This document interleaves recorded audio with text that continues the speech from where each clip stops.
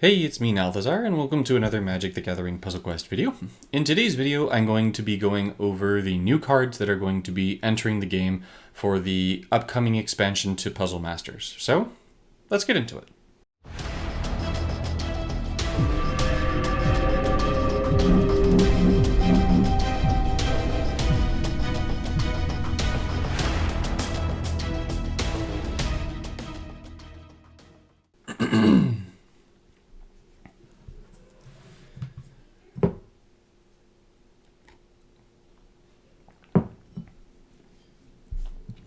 We're going to be getting a new patch that is going to push 45 new Puzzle Master cards into the game. The Puzzle Master cards are going to become available to us on February 8th. So I thought I would go over all of those cards here in this video. I'll be going over the patch notes in a separate video, but I wanted to touch on those new cards that we're going to be getting in-game on the 8th. So with 45 new cards entering the Puzzle Master set, we should be getting 9 new cards for each of the colors. They've announced that at the very least to start with, all of the new cards are going to be put into the existing Puzzle Masters packs. So expect all of the packs to get 9 cards larger. Now, the first of those new cards is called Ambiguity. Ambiguity is blue. It's going to be a mythic support. I was going to say a mythic enchantment, but I mean, it is an enchantment, but whatever. It's got 2 shields. When it enters the board, you're going to create a time bubble token, and when a time bubble token is destroyed, you are going to deny 3 gems. Remember, the deny 3 gems, denial gems are just the improved blue gems, so it's going to potentially make more time bubble tokens. Then the first opposing creature gets -X/-X. X is the number of denial gems on the board. So as this card reads, that -X/-X is going to be permanent. So not only is this going to be making more time bubble tokens, but it's going to make it so that when time bubble tokens are destroyed, you're going to be getting more time bubble tokens, and you're going to be making your opponent's creatures weaker. This card is absolutely insane. It's definitely a card that you'll want to have in your collection, as it's going to be eternally standard. Honestly, the time bubble tokens and the green seed gems are by far the strongest of the new improved gems. So pretty much anything that makes deny gems and pretty much anything that makes seed gems is to some degree viable. The second of the cards is a new rare that's going to be going into green. It's called Boundless Realms. It's a 9 mana spell that's going to seed 3 gems, and then you're going to fetch the first land from your library and give it mana equal to the number of seed gems on the battlefield. Then if that land that you fetched is able to get full mana, you're going to repeat the effect, and you can repeat it up to 3 times, meaning you can fetch up to 3 lands and give all of those lands up to full mana, which is absolutely crazy, because if you think of the Innistrad land cycle that is going to enter play and give 5 mana to all cards in your hand, that means that if you use this and you have 12 seed gems out and you fetch 3 of those lands, then you're going to be giving 15 mana to all cards in your hand, which is quite staggering. Or if you use this with the Puzzle Masters green lands that seed gems, you're going to be able to just get absolutely ridiculous amounts of mana. So I see this card being very, very good, and is another card that's going to be worth chasing. Next up, we've got our first black card. It's called Bridge from Below. It's an 11 mana support that reads, when it enters the board, you're going to corrupt 3 gems. Those are the improved black gems. And when a zombie card enters your graveyard from anywhere, create a zombie token. Then when the support is destroyed, you're going to create a zombie token. And when a creature enters your opponent's graveyard, you're going to exile this card. So I mean, I could see this being a gimmicky card that you could run in like Liliana, was it Untouched by Death? The one where you're going to mill 8 cards from your deck for the first ability and just get a bunch of zombie tokens out of it. But honestly, I don't really see this one being a card that you need to have. So this is one that you can pass on. Chandra's Flame Wave. This is a red card, so you can just hard pass on like all of red. But basically, this one is 9 mana, deal 2 damage to each opposing target, so all of their creatures and your opponent as well. Then you're going to fetch the first Vanguard from your hand and give it 3 mana. If you cannot fetch a Vanguard, you're going to ignite 2 gems. So pretty underwhelming. Next up, we've got another red one. Once again, you can pass on it. Chandras Revolution. This is 11 mana. Deal 4 damage to target opposing creature. Then disable all opposing land supports until the beginning of your next turn. And then you're going to ignite a gem of your opponent's planeswalker colors. So basically, as long as your opponent is not red, you're going to convert a gem to red and you're going to ignite it. If they are red, then you're just going to ignite a red gem. But once again, 11 mana to deal 4 damage to something and disable lands is very underwhelming. I would definitely skip this one. Chromatic Star. So this one's going to be going into the white pack, right? We're going to be getting some colorless cards that are going to be entering the packs as well. So this one here is an 8 mana support. When the support's gem is matched, you're going to convert a gem to an improved gem of your planeswalker's colors, meaning if you're using this in white, it'll be white. If you're using it in green, it'll be a seed gem. If you're using it in blue, it'll be a deny gem, and so on and so forth. And then when this support is destroyed, you're going to draw a card, and it's going to gain mana equal to the number of improved gems. This is another one that I think you can honestly pass on. The ability is sort of gimmicky and like interesting, but it won't be anything beyond that. Next up, we have Circle of Flame. It's a 5 mana red support, so once again, we can just go ahead and skip it. Red got done dirty in this, honestly. The red cards are not good. So when an opposing creature attacks, if that creature has flying, you're going to ignite a gem. Otherwise, you deal 1 damage to that creature. So, I mean, it's going to take forever to kill something by dealing 1 damage to your opponent's creatures, like 1 at a time. So, yeah, definitely skipping. Coalition Relic. This is an 8 mana artifact plains, so I'm going to guess that this is also going to be in the white pack just because it's a plains. It's got mana field to convert 2 gems to improved gems of your planeswalker colors and then increase the level by 1 on this card. And then when this support is destroyed, you're going to convert X gems to improved gems of your color equal to this card's level. So this one is kind of interesting in that you're going to convert gems to improved gems, but honestly, I don't see why you would want to run this over any kind of conversion. So this is another one that's definitely skippable. Coffin Queen. This is a 15 mana support. It's a zombie wizard, and when this support enters the board, you're going to pick one of the first 4 creatures from target graveyard, move that card to play under your control with its reinforcements. It gains haste. So this support is absolutely phenomenal. This is a card that you actually are going to want to have from the black pack, but that said, unless there are other cards that you're going to be chasing from the black pack, it's not like you actually have to get this card. But if you have the extra resources to be able to get it, it's going to be a card that I think will potentially get a lot of play. So firstly, you get to just take a creature from any graveyard. And so in order for it to come back with reinforcements, that means that it had to die with reinforcements. So in Puzzle Quest, when a creature dies, the number of reinforcements it had when it died is actually, like, the game keeps track of that. And so if in order for that card to come back with reinforcements, you have to bring something back that died with reinforcements. But since this is black, I mean, you can be discarding your own creatures or destroying your own creatures with the Lilianas, and then you can just play this to bring things back for free. Giving the creature haste is absolutely huge because that means it's going to be able to hit your opponent before your opponent's able to get rid of it. And then even cooler is that this card actually counts as both a zombie and a wizard. So being a wizard means that it's going to count toward wizard objectives, and being a zombie is going to count toward zombie objectives. So definitely a really cool card. I very much like this one. This one is one of the black cards that I really, really like. I definitely am going to try and get it. Next up, we have Corrupt. Corrupt is like, for any of you who played back in like the Odyssey Torment days and faced mono black control and paper, this will bring back some memories. So this is an 11 mana spell. It's going to corrupt 3 gems, and then your opponent loses X life and you gain X life, where X is the number of black gems on the board. So this is actually a pretty decent card because let's say that you're running black gem conversion. You'll easily have like somewhere in the realm of like 10 to 18 black gems on the board.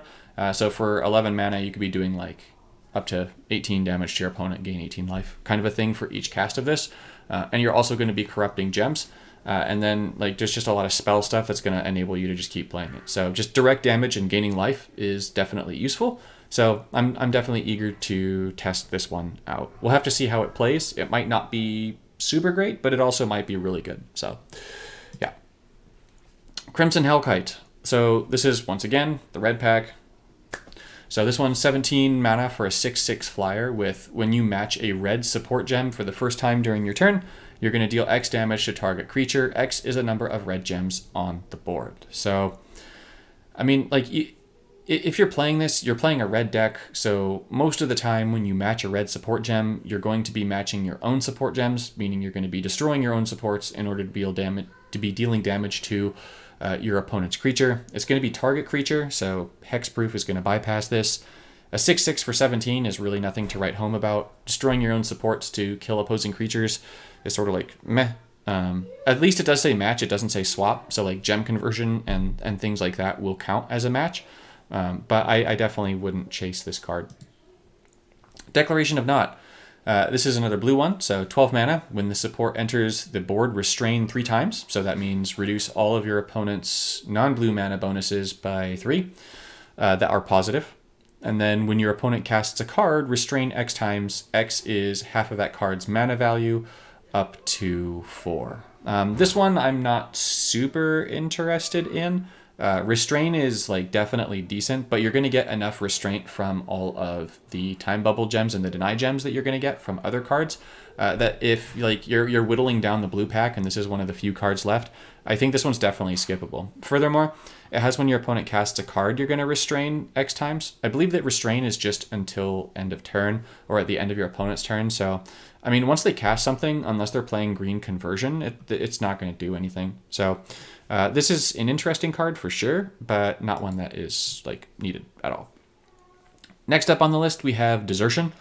So this is a really cool card from Paper. In Paper, it's like a 5 mana instant to counter target spell. If it's a creature, put it into play under your control. They've sort of done that with this one over here. I think it's actually pretty cool. So it's 8 mana.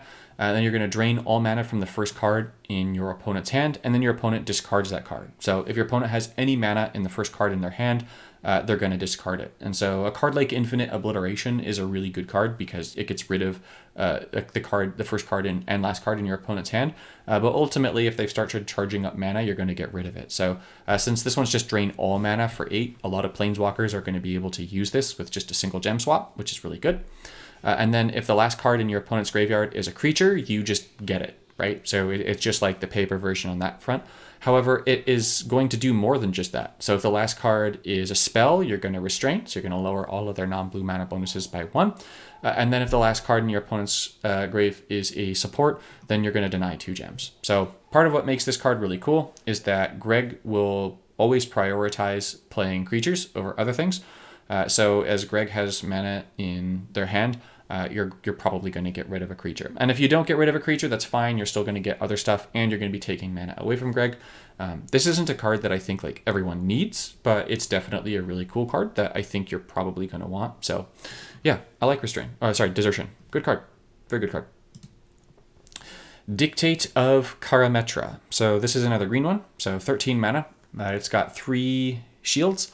And has when this support enters the board, you're going to seed 2 gems, and then at the beginning of your turn, if there are 1 or more seed gems, increase all of your positive mana bonuses by 1 until end of turn, and then your opponent is going to increase all of their negative mana bonuses by +1 until the end of their next turn. So basically, this is going to seed gems, when it enters the battlefield, and then it's going to just increase all of your mana bonuses that are positive and your opponent's mana bonuses that are negative. I mean, this isn't a card that I would personally use. I don't like increasing my opponent's mana bonuses. I don't mind taking away from their bonuses, but I definitely don't want to increase their bonuses. So this is a card from the green pack that you can definitely skip. Unfortunately, it's a rare, so as you're pulling cards from the pack, you're probably eventually going to get it. But if somehow, by some stroke of miracle, you've gotten some of the mythics or the mocks and you've got some rares left, and this is one of your rares, skip it. You don't need it. Next up on the list is going to be Disruptive Student. This is a 10 mana 1/1, and when you make a blue match by swap for the first time during your turn, deny 3 gems. So this is just going to make it really easy for any Planeswalker to deny gems, because when you make your first blue match, which hopefully you're doing every single turn with a blue Planeswalker, you're going to be denying 3 gems. So denying 3 gems per turn means you're going to be getting a ton of time bubble gems out, and you're going to be doing terrible things to your opponent. So Disruptive Student is going to be a card that will be nice to have, like for giggles and stuff, as my kids are getting their hair washed. And this guy obviously is not going to be washing his hair too much. Actually, I don't know. If you don't have hair on your head, do you wash it? Gauze? Is that, you know what? Never mind.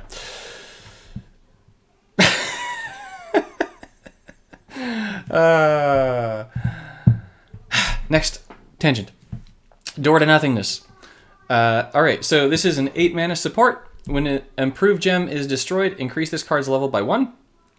At the beginning of your turn, if this card's level is 10 or more, you may exile the support. If you do, gain 30 loyalty. So this is just going to be a really easy card to throw into any of the decks that are going to be producing a lot of improved gems. And then this card's level is going to be jumping up pretty quickly. And then if you can exile it to gain 30 loyalty. It's going to be a one-time use for that 30 loyalty, so I don't see this as a must-have at all. I think that you can probably do some sort of fun shenanigan-y stuff with it, but I mean, if you think of the Puzzle Master Planeswalkers, like a Johnny, it does not need 30 loyalty. Teferi would definitely like to have 30 loyalty, so you could just spam out that first ability like 4 times for free, but you don't need that 30 loyalty, so it'll be good, but not like chase-worthy or great. We got Dread Summons. This is going to be coming from the Black Pack. This is an 11 mana spell. You're going to corrupt 2 gems and destroy the top X cards of each player's library, where X is the number of those corrupted gems on the battlefield. Then you're going to create zombie tokens equal to the number of creatures in your graveyard, up to 4. This could be a pretty cool card, honestly.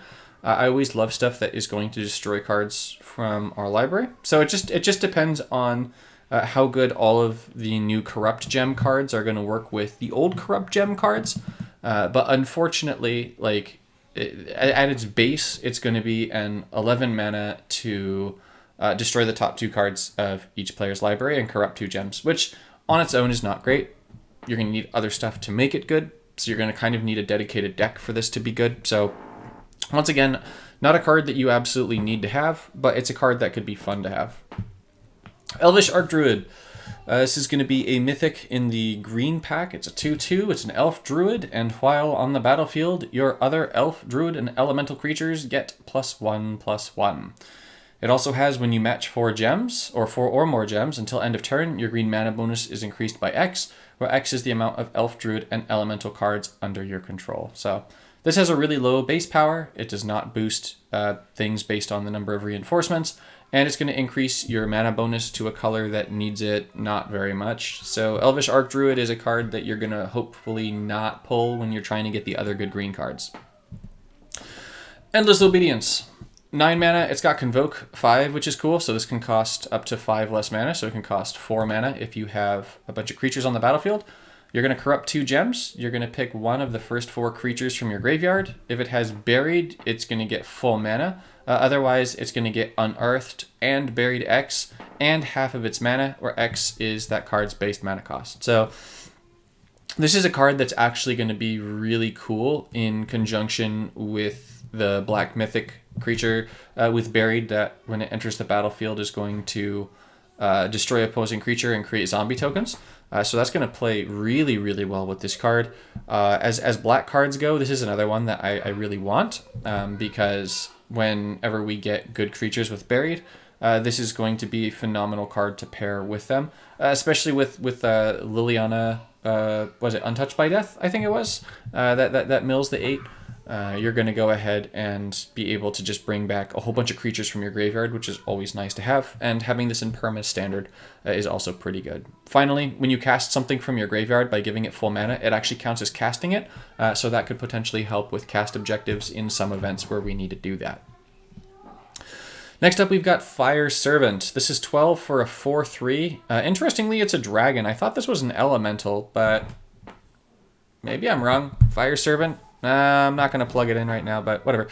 When you cast a spell, if it would deal damage equal to the amount of damage dealt to the same target. Then, if an opposing creature dies this turn, ignite 2 gems. So basically, when you cast a spell, if it's going to deal damage to anything, it's going to deal double that damage. So honestly, this is actually a pretty good card. And so if you're pulling for the red Mox and you wind up pulling this thing, then kudos and good for you. This is actually the rare red card that will actually be decent, but it's definitely not like a card that you must have.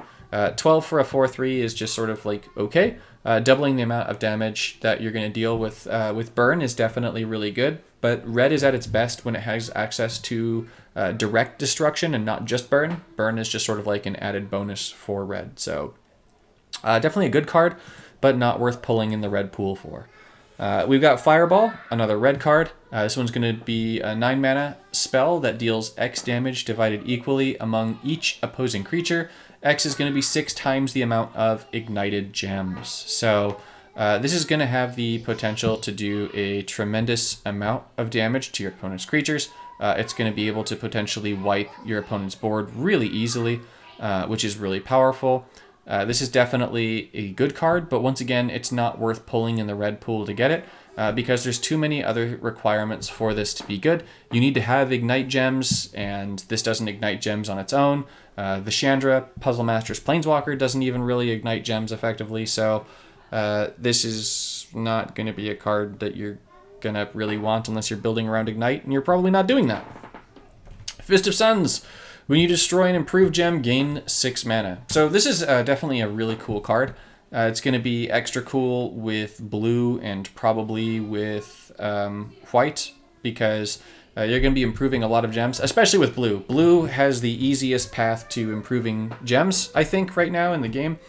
When it's destroyed, you're going to gain mana. So you're just going to gain mana out the ears. I saw someone earlier saying that this would be really good with seed gems, but seed gems already produce so much mana that this would be irrelevant, honestly.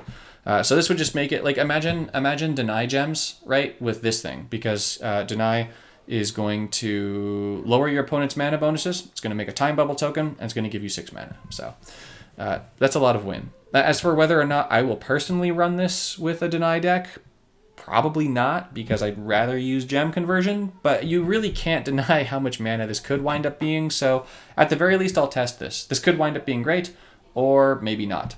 Also, earlier in the video I said that the things with planes were going to be in the white deck. That's not true. Actually, the Yavimaya land in green has a plane subtype, and so we don't necessarily get to put this in the white pack. We don't know which pack that's going to go in. Oh, and this card does not make you Thanos. Next up, we've got Flame Blast Dragon. This is a 5/5 dragon for 15. It's red. When you match a red gem for the first time during your turn, deal X damage to any opposing target. X is the amount of mana on the first card in your hand. So, if this works like other cards like it, I imagine that you make the match, and then it deals the damage, and then you gain the mana. So, you're probably not going to do all that much damage with this thing. It's one of those things that's like, it's okay, but 5/5 really isn't a whole lot of power. I want to say Avaricious Dragon also costs 15 mana. It's an 8/8 and has a better ability. So, once again, the red pack can be skipped. Like, it's not a bad card. Like, it's a good card. It's just not one that I would invest crystals on. This brings us to Gild Leaf Arc Druid. So this has, when you cast an Elf, Druid, or Elemental card, seed a gem. It's a 13 mana support. When there's 7 or more seed gems on the board, if your opponent's Planeswalker is not a green Planeswalker, convert 6 gems from your opponent's Planeswalker colors to your Planeswalker colors. Otherwise, creatures you control gain Leyline until end of turn. So I have a feeling that it just makes it so that when a seed gem enters the battlefield, if there's 7 or more, and I imagine this will probably trigger once per turn. I don't know. It's kind of hard to say. Like, this looks like it's a static ability, but you're not going to be converting 6 gems to your opponent's colors infinitely. So, I don't know. Maybe it destroys itself. That would make sense if it's like exiling itself. We'll have to see.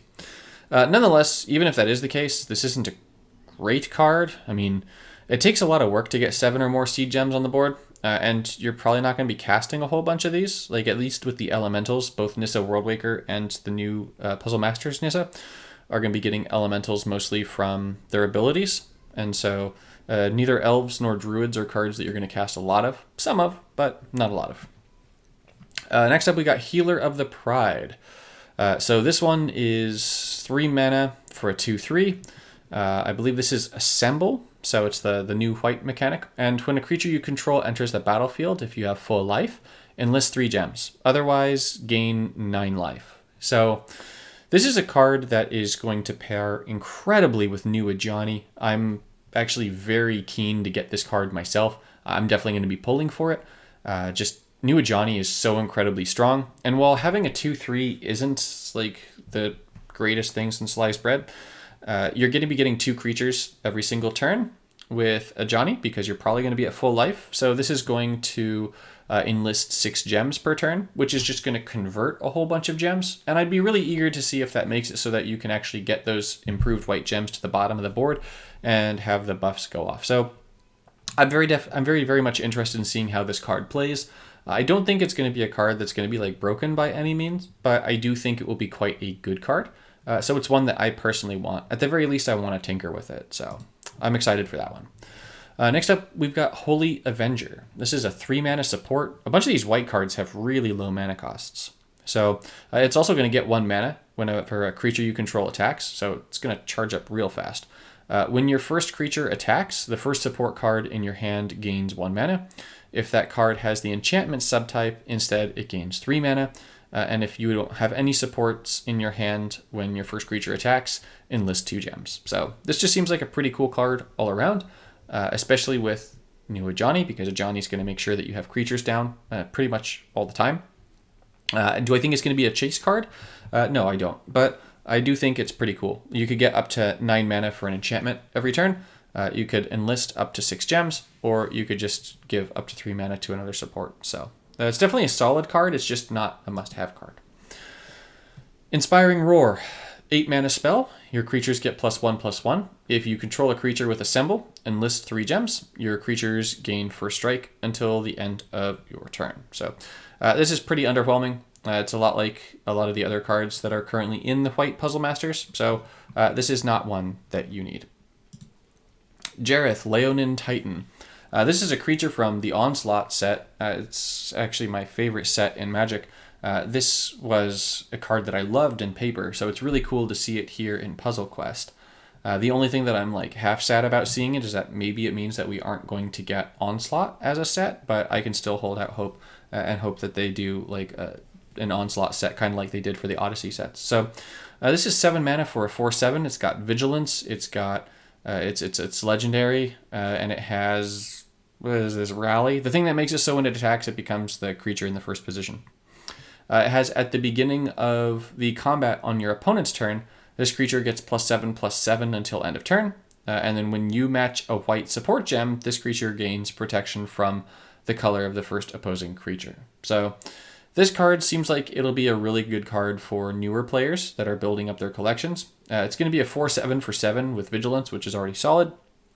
But on your opponent's turn, it's going to be getting a +7/+7 buff each time. So it's basically going to be a 7 mana for an 11/14. So it's going to block a whole bunch of your opponent's stuff. And because this buff here is temporary, it means that the damage that it takes is basically 7 of the damage that it takes every turn is just going to get ignored.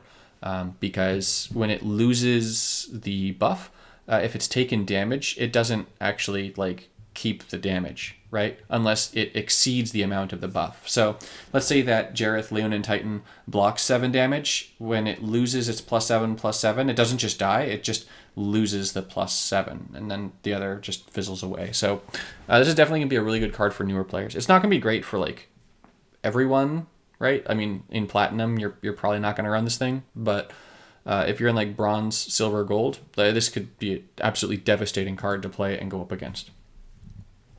This brings us to Kaleida Stone. So when this enters the board, draw a card. It's one of those colorless supports. When the support is destroyed, the first card in your hand of each color that has an improved gem on the board gains full mana. So, I mean, this, it has to be destroyed. It has 4 shields, and it's just 8 mana to draw a card. I don't see you wanting to use this in pretty much any deck. Colony Garden.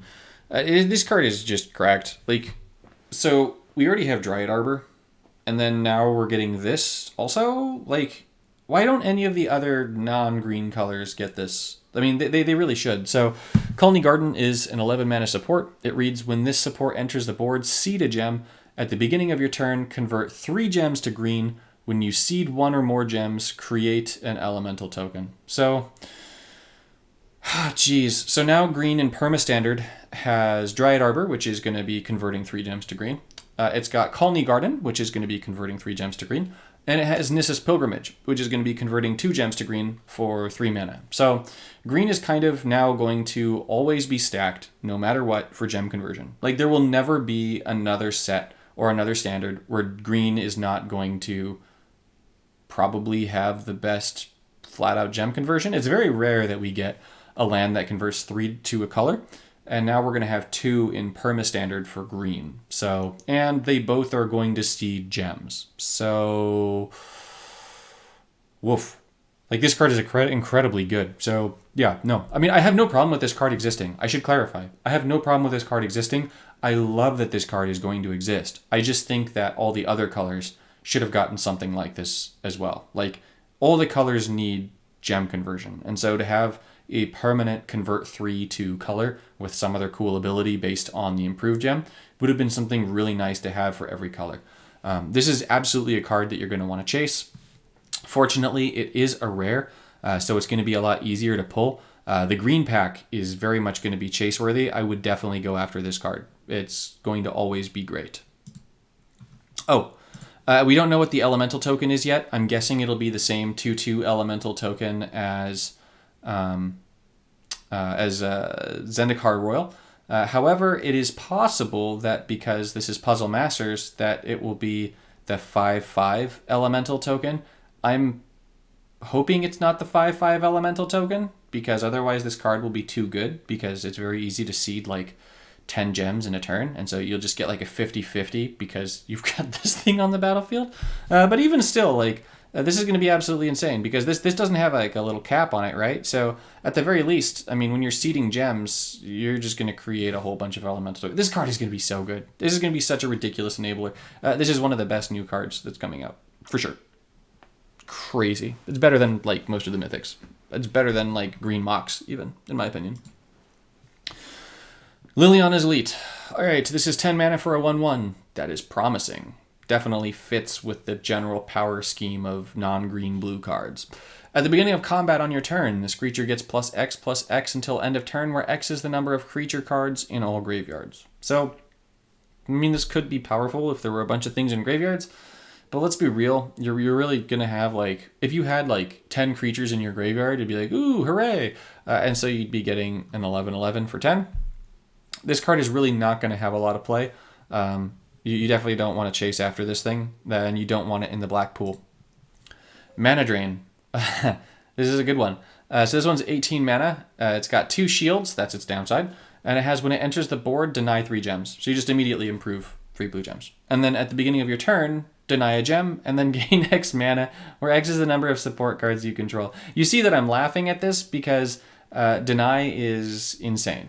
And when you match a deny gem, it turns into a time bubble gem that is a support on the battlefield. So at the beginning of your turn, you deny a gem, and then you're going to gain mana equal to the number of supports, but you're going to probably have a ton of support. So this is just passively going to deny gems, it's passively going to give you time bubble gems, and it's passively going to give you an incredible amount of mana. So this is definitely going to be a card that I would chase after. But this is really good. Really, really good. Once again, only downside, 2 shields. 2 shields might make it too fragile. I don't know. I'll have to test it. I definitely feel like both Paradox Haze and Time Walk are pretty fragile for having only 2 shields. But I am definitely very excited to try out some kind of Kasmina deck, where you pop Kasmina's third to boost all of their shield counts by 6, and then just go absolutely crazy with the deny gems. So, yeah, very good card. Worth chasing. Definitely go for green first, but still worth going for. Marble Chalice, 7 mana. When this supports gem is matched, if you have full life, enlist a gem. Otherwise, you gain 3 life. This you can very clearly pass on. This enlists a gem, which is, I believe, what we call the white one. So this can be in the white pack. Definitely pass this. Don't need. Nissa's Expedition. This is 13 mana spell. It's got Convoke, so it can cost up to 4 less if you have 4 creatures and or creature reinforcements on the battlefield.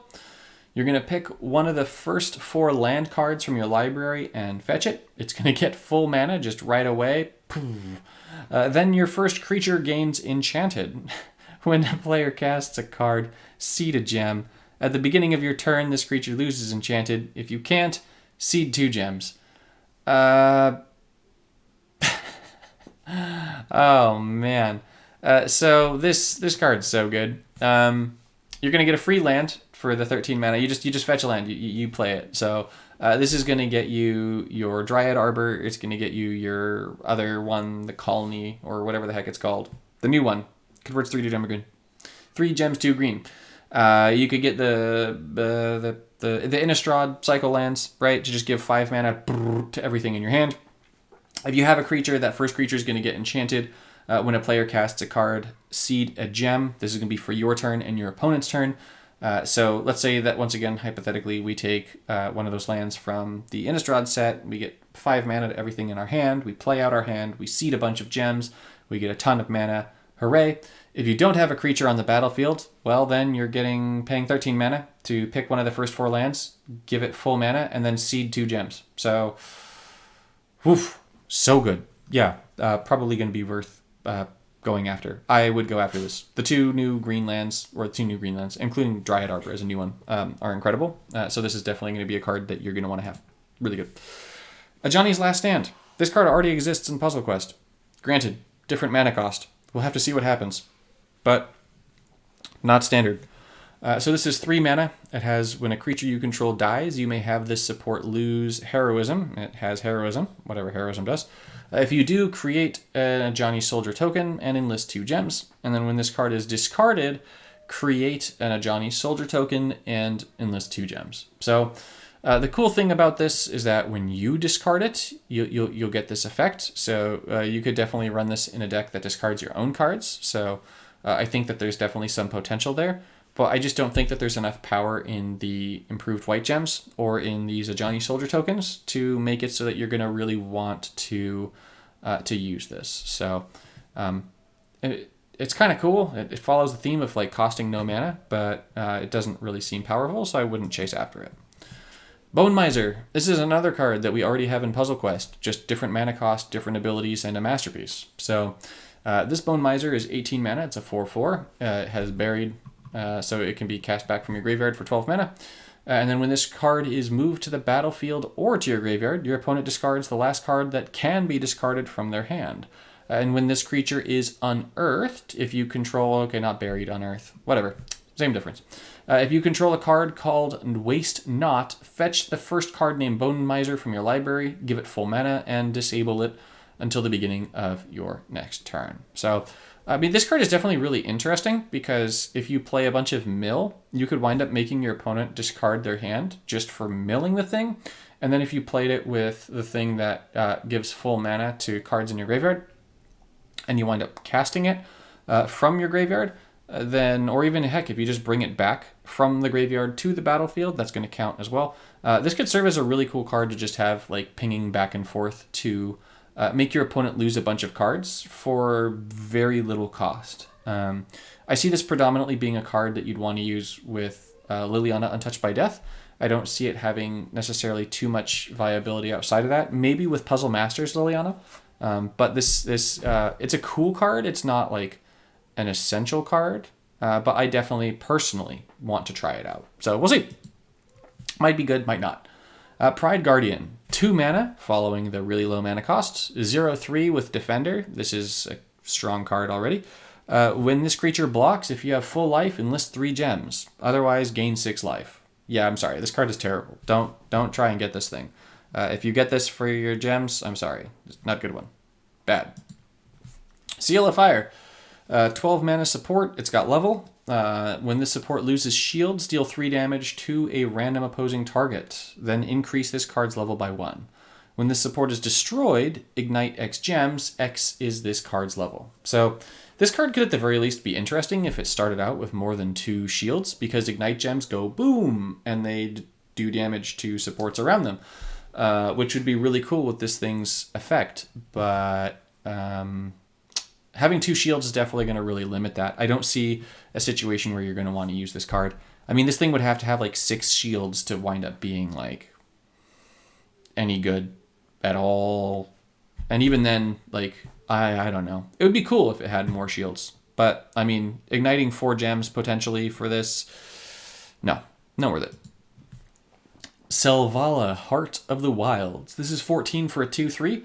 It's going to have something to do with seed. When a player casts a card, if that card is an elf or an elemental, seed a gem. So interestingly, your opponent is going to be able to seed gems with this because it's when a player.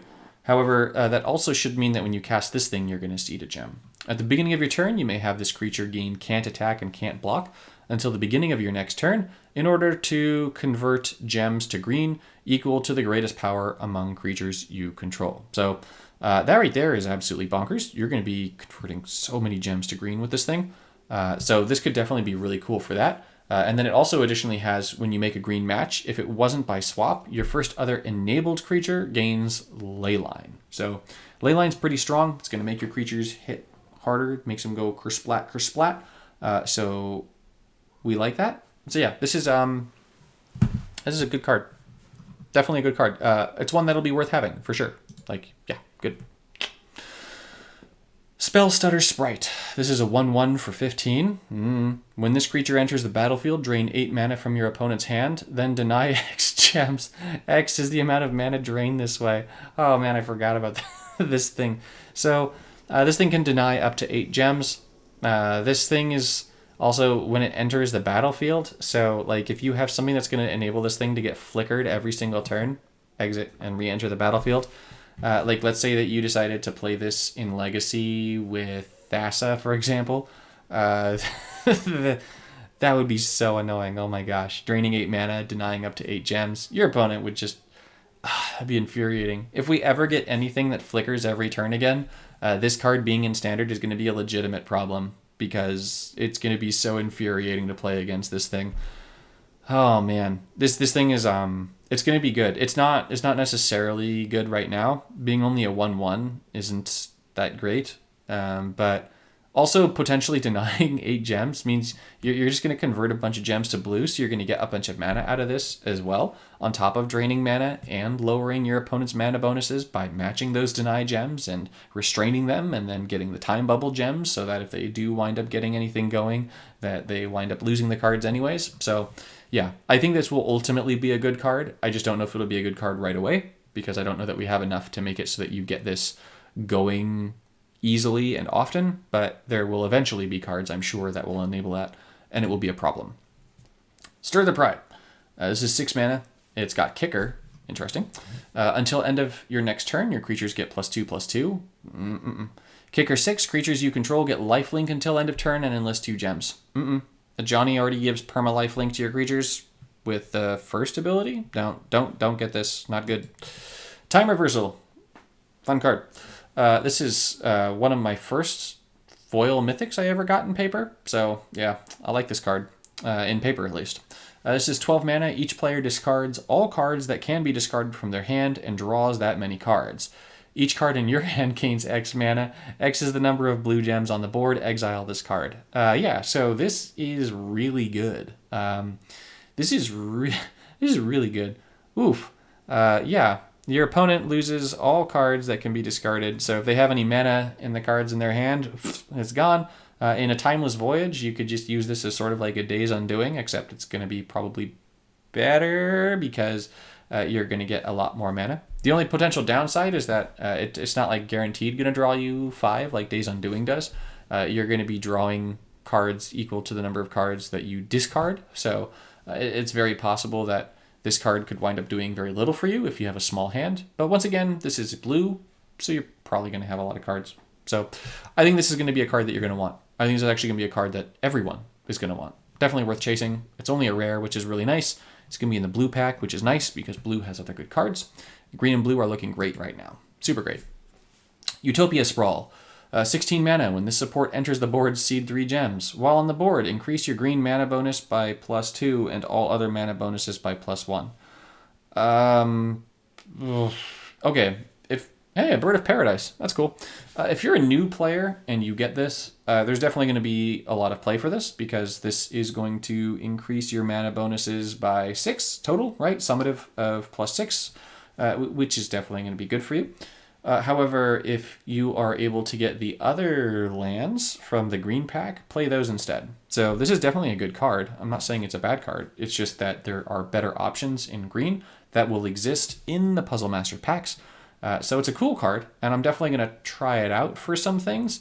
I just don't think it's a necessary card. Wash Out. Oh, this thing. Jeez. All right, yeah, this is 17 mana. It's got Mana Field. It only has 2 shields, so that's its downside. It has Mana Field. Return the first opposing creature to their opponent's hand, and when your opponent gains Denied, this support gains 1 shield. So, yeah, you're going to be denying your opponent, like, all the time. It's not when they're restrained, it's when they're denied. So we'll have to see how many times this thing gains shield. But at the very least, having Mana Field to return the first opposing creature to your opponent's hand gives you perma bounce, and this doesn't have that 5 or less modifier on it. So this is just going to kill your opponent's creatures if they have a full hand. So this card is a must-have for everyone. This card is really, really, really good. Like, it's going to be one of those cards that you're going to get out and be like, frankly, as far as I'm concerned, I've already won. It's going to be that good. Probably. Maybe. I don't know. Mana Field might restrict it, but we'll see. It looks really good. Waste Not. So this is the card that pairs with Bonemizer, right? Bonemizer says if you have Waste Not on the battlefield, then extra stuff happens. This is that thing. When your opponent discards a card from their hand, if that creature is a creature, or if that card is a creature, then you're going to create a 2/2 zombie. If it's a support, you're going to corrupt 2 gems. If it's a spell, then you're going to draw a card and give it half its mana. So I actually think that this might be the best black card from all of this, maybe. No, I don't know. The rares are pretty good that bring stuff back from the graveyard. Whatever. This is pretty cool because there's no cap on like what you're going to be able to get. So at the very least, this with Bonemizer is a really cool combination. And at the very least for me as a content creator, I'm going to try and get Bonemizer and Waste Not so that I can test them out together and see if they are worth having, but I do think that this is a really cool card. Do I think that everyone should target this? No. I just have a bunch of resources and nothing else to chase, so I'm going to go for it. But all of you guys are going to want to probably focus on the green and then the blue packs. So those are definitely going to be the ones in your best interest. This page is not available right now. That's because that was the last card. So, yeah. Those are my thoughts on all of the cards that are coming out on the 8th for Puzzle Masters. At the very least, at first, they're all going to be put into the packs that currently exist. So the green ones are going to go into the green pack, the white ones are going into the white pack, so on and so forth. I would entirely skip red. Don't buy a single red pack. They're not good. And it's possible you get legacy cards, so double not good. The black pack just doesn't really seem worth it. The white pack is very much not worth it. I mean, there's like a cool card in the white pack, but beyond that, is bad. The white rares are real bad. The green pack has absolutely amazing bonkers cards that you're going to want, so definitely prioritize green. You don't need the Mox, which is cool, but you're definitely going to want to get Dryad Arbor and the new land and the new things that affect lands. Big win. And then the blue cards. The blue cards look to be quite good, so I would probably then focus on getting some of the blue ones. So that's it for me.